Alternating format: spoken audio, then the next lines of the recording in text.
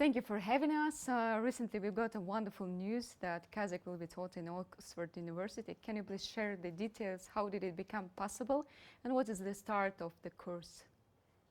Well, Oxford is famous for having focus on not only language learning, but also different research areas in religious studies, regional studies.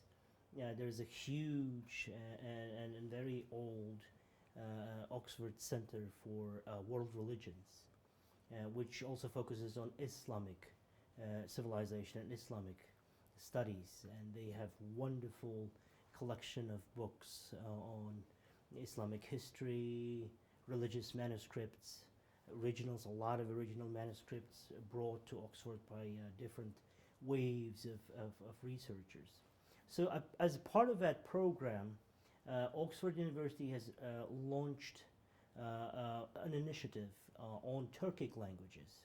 So they started teaching Turkish language, Azeri, Azerbaijani language, and as part of Turkic languages, they couldn't miss Kazakh language. And so they approached several of our research institutes, not universities, which is interesting. And one of them is Linguistic Language Studies Institute, named after Ahmet Baytursunov in Almaty, and they had contacted a director of that institute, Anar Fazılcan, and they looked into how do you teach Kazakh language not for postgraduate or graduate students or undergraduate students, but to research level students, so that they look into language from a perspective of linguistics, of research. So it will be available for researchers the most, No, it's actually for postgraduate students, PhD and master level students, but group that will help our teachers teach Kazakh language will be also looking into different aspects of applied linguistics and things like that. For us, it is a very interesting opportunity to tap into Oxford University's rich database of lexicographic studies, language studies, applied linguistic studies. You know, Oxford University is famous for its dictionaries. The Oxford University Press has been structuring and looking into modern ways of building vocabularies and dictionaries for over 150 years. So it was really, really interesting partnership. We signed an agreement with Wolfson College of Oxford University. So Kazakh language will be taught as part of their official curricula for graduate and postgraduate students, master level students, PhD students, research fellows. The classes will be provided by our researchers from Baytursunov institution. So every year we'll send 2 to 3 of our researchers who will be teaching Kazakh language, combined with online teaching from several of our faculty members. And then the graduate students and postgraduate students will have, at Oxford University, will have opportunity to come to Kazakhstan for language internships, for practical classes. And then we'll use resources of our Baytursunov institution, Tilkazna institution, and Al-Farabi University. With time, we've agreed if numbers of scholars coming and fellows coming to Kazakhstan will increase, we'll expand the internship to several other local universities, including Abay, National Pedagogical University, Girls University, Pedagogical University, and University of International Languages. So what is the course date? Can it be expected that it will be in the coming academic year in 2024? Sure, we start this year, this academic year. So the courses will start in September. So now we'll have enough time, just minimum bare time to prepare the curricula, agree, and we'll use Bolshak scholarship program to send our scholars to do an internship. So that's an excellent opportunity. Now our scholars will be teaching Kazakh and also doing a research fellowship at Oxford University. One short question. It will be as obligatory subject or as additional, as a discipline of a choice for this? It is an elective. It is an elective subject. Yeah, but there's great interest. There are a lot of students who are really interested in Kazakh language and literature, linguistic studies. not only because Kazakh language is one of the most pure Turkic languages. So it's if you compare, you take language of Turkic families, Azeri, Turkish, modern Turkish, Tatar, Uzbek, Kyrgyz, Kazakh language, Karachi language, the Caucasian languages. It's a large family of languages, but most of them are contaminated. You take Turkish, modern Turkish language. It was well, contamination is an official linguistic term. I don't want to. It's a disclaimer. I don't want to disturb anyone. But there were a lot of words that the modern Turkish vocabulary was built with a great influence of Farsi, for example, or Arabic language, because during the Ottoman Empire, official language was Arabic, and the language and poetry language was Farsi. And among all these Turkish languages, Kazakh language is considered by linguists as one of the purest Turkic languages. So you could trace back the original vocabulary to original Turkic languages. So in Chagatai language, the lingua franca for back in the medieval times for Turkic languages was used. It was mostly comprised of original Turkic words, which are shared by majority of Turkic languages. That's why there's a keen interest, there's a genuine interest in studying Kazakh language as this core Turkic language, and you could trace back and do comparative studies. Thank you. That's a great achievement for Ministry of Science of Kazakhstan. But let us switch to the topic of foreign universities in Kazakhstan, which number is gradually increasing. What is the purpose of Ministry for this year? Which top universities we expect to appear to enter our educational field? Right. So, we have an ambition to position Kazakhstan as academic and research hub of the region. So in terms of academic mobility, we invite a lot of foreign universities to come and open up branches in Kazakhstan by giving a choice, an option for any potential applicant to have different languages, to have different diplomas and have different education models. So last year we did a great job. Basically, we invited about 8. We were able to open 8 foreign branches, including the Harriet Watt, one of the oldest Scottish research universities, in Jurbanov University in Aktobe. We opened up a branch, School of Artificial Intelligence, with Seoul Tech, Seoul National University of Science and Technology, and it was a consortium of German universities in west of Kazakhstan at Aktau Yesenov University. This year we are preparing some really good news. So last week we were able to sign an agreement with Queen's University. It will be the first Russell Group or the top elite British university to come to Kazakhstan this year. The real big opening will be for City University of Hong Kong in Almaty. They signed an agreement last year with Satpayev University. So we'll have that leading Hong Kong research university focusing on artificial intelligence, urban infrastructure, urban transportation, a safe environment. And another good news is for Russian Chemical and Technology University, named after Mendeleev, that famous Mendeleev University, which will be opening in Taraz, at Taraz Regional University. And also the very famous Tashkent Institute for Irrigation Engineers. And so, water security is becoming a huge problem in Kazakhstan. So I do urge our viewers to consider that university. It's a very strong and solid research university focusing on water resources management, water security, and it's becoming a big issue. So if you think of a good engineering degree, which would be in huge demand, that'll be a place to go. It's a branch opening this year at our National Agri-Technical University in Almaty. And also Lubang workshops. These are Chinese model of makerspace. We opened one last year in Özkemen, focused on electric cars. Electric car engineers, autopiloting. This year we'll be opening 2 more focused on robototechnics, because robotics is becoming a big thing in car industry. And there's a new generation car factory opened in Kostanay, the Kias. So we'll be bringing Dong-e, South Korean university, which is working with Hyundai and Kia and we're opening a branch in Kostanay, so that's another good news. So electric cars, automobile, robotics, artificial intelligence. These are the areas we're focusing in this year. But those who study in the branches of these foreign universities in Kazakhstan, they have double diplomas or not yet? It's different. We have three major models. One, joint degree programs, like the one at the University of Arizona in Petropavlovsk. So you get admitted to a program, you do a dual degree program with some component done in the US, so you receive a joint diploma. Right? There's a dual diploma program, like one in Heriot Watt. So you get admitted to Heriot Watt branch campus in Aktobe. You receive, in the end, you receive two diplomas: Kazakh Zhubanov University diploma and Heriot Watt diploma. But it won't be applied to all universities, right? Or No, it depends on different branch. Yes, the different partnership model.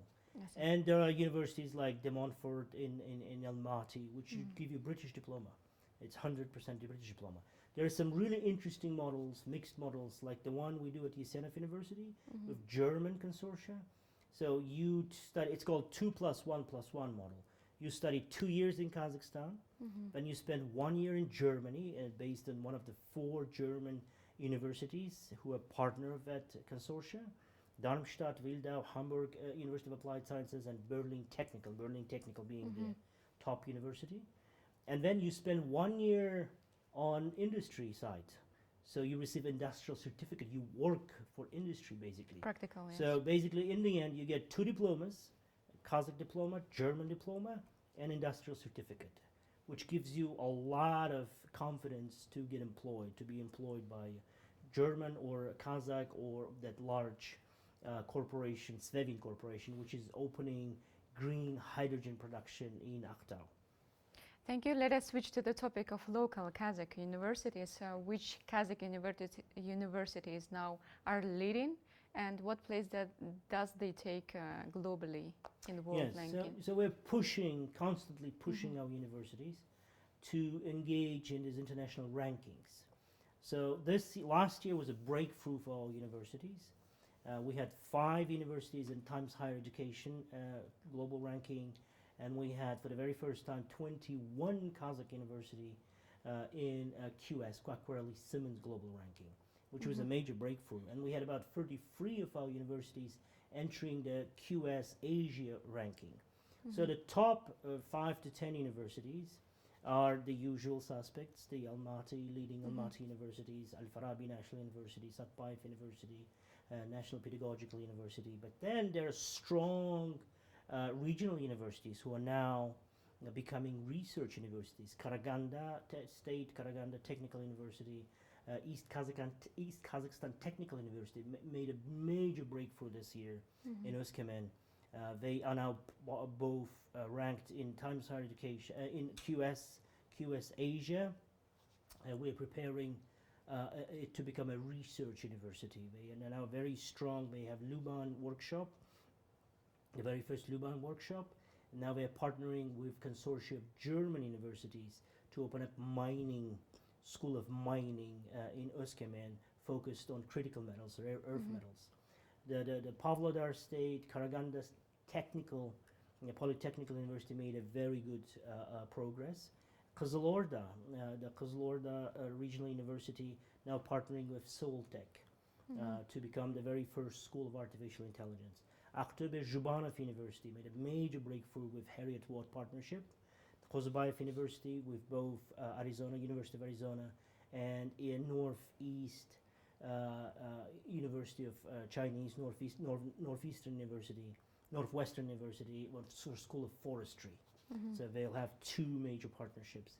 And Yesenov University in Aktau signing this big partnership with 4 leading German technical universities. So there are smaller regional universities now joining the race. There are around 10, no? Yeah, there are about 10 of them. And if you look at the map, we're trying to bring these partnerships with foreign universities out of Almaty, out of big cities, which bring them to north and east and west. Jetusu University in Taldyqorghan. They made a very good partnership with Polytechnico delle Marche, which is the one of the leading polytechnical universities in Genoa, the Italian one. So we went to Italy, we signed a deal, so they'll be opening up an agricultural branch in Tal Korban. So the regional universities, so I urge our viewers to watch regional universities, not only Almaty or Astana universities. And our goal is to focus on regional universities, make them hubs for regional economy, make sure that the applicants have a choice. So if you want to have best education in artificial intelligence, it's not Almaty anymore. You have to go to But Kozlorda. what are your specific plans in order to make them stronger? So we have three major tools to strengthen the potential of those universities. One, by providing them with partnerships. So we bring these foreign partnerships to regional universities, not to Almaty or Astana universities. Two, starting from last year, we have a program called Centers of Academic Excellence. So we've handpicked 15 regional universities, and they will be providing additional funding and financing for infrastructure, lab equipment, attracting talent, building partnerships. Last year we financed 2. This year it will be 7 more. So for example, Sifulin Agri-Technical University, we received additional funding of 4.5 billion tenges for building up their research potential. So every year they'll be getting additional funding for infrastructure development and research capacity. And third, we provide them with special status, the research university. Last year we got 4 research university, Al-Farabi, Satbayev, South Kazakhstan, Awezov University, which is a university to watch. It has very good potential.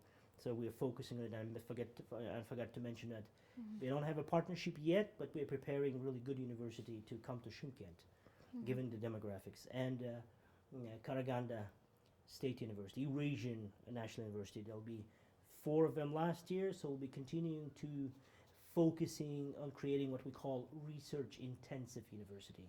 So 15 regional universities in total and 5 pedagogical universities will become new centers of excellence. So not only we have Nazarbayev University and Al-Farabi, Eurasian, 4 to 5 large national universities, we'll have 15 strong regional universities, and we'll have 5 strong pedagogical universities, because we need to train a lot of faculty and a lot of teachers. So that's a specific goal, an ambition for our ministry. Last but not least, what does the ministry do in order to promote the brand study in Kazakhstan on international arena, and what are your personal views on that, please? Right. Yeah. Well, education is good business. I mean, when we talk to ministries in many countries, like UK, for example, I was there last week. That's investment. It's Trade and Investment Ministry. It's not Ministry of Education. It's not. We don't have Ministry of Higher Education. So I have to talk. My ministry is Ministry of Trade and Investment, because they see higher education as export of British goods and services. So for them, it's business.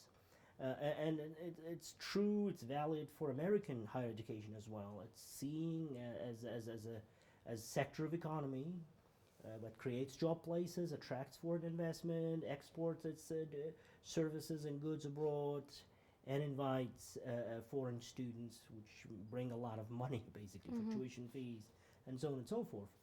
And it's interesting, like we visited Canada. There is a Thompson Rivers University at a small town which used to be a lumber, forestry, and mining town, which was degrading back in '90s because mining was out of business. They cut on lumber production. So the city council said, well, we have to invest in education. So they brought and built this really good campus at Thompson Rivers University. And now the city survived and alive just because they have university. And it's really true. Just let me give an example. So when we opened University of Arizona in Petropavlovsk last year, we had the very first intake of students to this international program, 148 students from 8 regions of Kazakhstan. This year, this academic year, we had the second batch of students of 500 from 18 regions of Kazakhstan. And I visited, I was for both occasions, and I just went across the street, and there were small businesses like coffee shops, clothes shops, small. Opened by students. No, no, maybe. no, no, no. No? There was a revival. There was a lot of painting, a lot of repairing. So I just went to one of the coffee shops, and the owner, he recognized me. He said, "You're the minister, right?" I said, "Yes, I am." Well, you did a good job. Bring more students, because when University of Arizona opened, we had hundreds and hundreds of students from different regions of Kazakhstan, from Almaty, Astana, Taraz, coming to Petropavlovsk. And it's not a best city to come for Especially in study. winter. And he said, we're so happy because now we have all these brilliant young people from all over. They ask for coffee. So I had to do two free things, he said. First, I had to install Wi-Fi because I figured out if I have Wi-Fi, they stay longer. Second, I had to buy a coffee machine, a Lavazza coffee machine, because they were asking for all kinds of fancy coffees, cappuccinos, lattes, I never had. And third, I had to train my barista now to make all that different kinds of coffee, and I had to change everything. And I'm happy because my business is booming. I have people coming over. I have these young people. It's city, a revival of the city basically is happening. So I mentioned that to the local governor. I said, look, you should support this university because in the end, it might become an attraction point, or what they call an anchor to attract talent to the region and to your city. So it is already paying off. We see we did the right thing. We did the right thing. So now we'll be promoting studying Kazakhstan brand. So last week I was in London. I was attending the BET show. It is the largest education conference. There are two major conferences. One is NAFSA in America, and one is BET show in London. And then there are huge conferences in Shanghai, in Hong Kong. We'll be attending them as well. And we are next year, we'll be putting our pavilion. So number one, we want brand Kazakhstan, studying Kazakhstan, to be present at all these major platforms for international education. So next year, we're going to have a national pavilion, Kazakhstan pavilion at BET show and NAFSA. We already agreed and negotiated. Second, we'll be using partnerships with Quacquarelli Simmons, Times Higher Education, these large agencies and ranking organizations who work with hundreds and thousands of universities across the globe. And we're already partnering with them. We signed some partnership agreements, so they will be helping to promote Kazakh universities. And we did a good job. I mean, as I mentioned, 21 universities at QS ranking, 5 times higher education. We never had that number, and 33 universities in QS Asia ranking. And so I attended the Kuala Lumpur conference where I presented our universities, and we did a good job. So we need a large number of our universities, and then is now known across the globe. And third, we'll be focusing on spot markets, as we call them. India, Uzbekistan, Russia, Turkey, some spot markets where there's interest to study in Kazakhstan historically, culturally, linguistically. Just to give you an example, that partnership with Oxford University is quite interesting. The best place to study Kazakh language and literature is Kazakhstan. The second best place to study Russian language and literature is Kazakhstan. So we are now talking to a lot of universities who have Russian programs or Eurasian programs or Slavic studies programs to come to Kazakhstan to continue their studies and research, exchange programs, academic mobility programs, learn Russian and Kazakh, because the second best country, as I mentioned, to study the Russian language is Kazakhstan. We still keep the language environment. So it is an advancement, an advantage in a certain way. And so we'll be using spot programs, spot markets to bring in people to Kazakhstan. So hopefully within 3 to 5 years' time, there'll be a strong brand studying Kazakhstan. It is doable. We've analyzed how the different countries did it. Turkey did it. Cyprus did it. British But did no it. one from Central Asia yet. Not They are yet. first. Not yet. So our strategy is very clear. By attracting these strong universities like Heriot-Watt, like Seoul Tech, like Queen's University, like City University of Hong Kong, University of Arizona, Arizona State University, we are building a brand. So if you look in about 2-3 years' time, if you look from outside, okay, where do I go to study? And are there problems with visas to go to America? It's too far. It's not very stable anymore politically. Okay, there's growing number of really good Chinese universities, Hong Kong universities, Singapore universities, but the competition is really high. So to get into that, I mean, like you have local competition, millions and millions of very well-trained Asians. Where do we go? Where do we go? Russia? Well, you know, Russia's out of Bologna system. You know, I might have problems with my graduate studies if I get a bachelor. They don't have bachelors anymore. They're changing the system. So Kazakhstan, hey, it's a good place. I can get a Turkish diploma, German diploma, American diploma, British diploma, Korean diploma, Chinese diploma, Canadian diploma, and Kazakh diploma, which is, you know, combining with a cultural exchange, yes, right? And I have choices, I have options. It's a big country. I could travel. It's interesting. Food is good. It's relatively cheap. It's stable. It and no enemies. It's friends with everyone. So hey, maybe we can open the same town, student town, with selling Borsak, Iran, exactly. or so like an island of Turkey. Good choice. So now my task is to make that good choice happen for many people, young people in our region. Because if they look around and say, Kazakhstan is a good place to go. It's a good destination. So in a way, it's selling Kazakhstan as academic destination, and that's what we're trying to do. Thank you very much. On the last note, yes, why this particular project is so important to us. So we were in Oxford for two reasons. One, signing agreement with Wilson College, and second, for presenting the first edition of Kazakh Oxford Dictionary. And it was a joint project with Kazakhstan and Oxford University. And they have, as I said, 150 years of making really good dictionaries, the best dictionaries. So one, we were able to tap into Oxford University's rich experience in dictionary making, but also codifying the language. So the problem is the Kazakh language needs to be codified so that we can build our national core, linguistic core, so that we can build our large language model. And large language models are used now to train algorithms like ChatGPT. So it's war of language models nowadays, not the war of algorithms. The more structured, rich, larger is your language model, faster and better your algorithm can learn to understand the reality, to come up with intelligence, so to speak.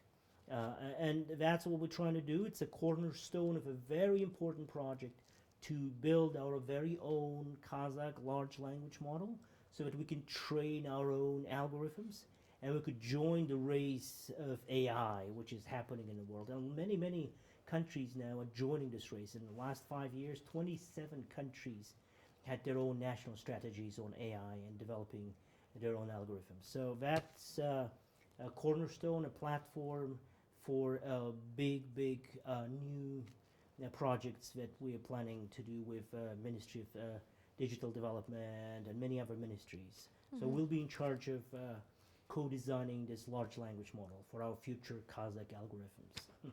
Thank you very much. Thank you very much. Many more to come to your ministry. Thank you. Sure.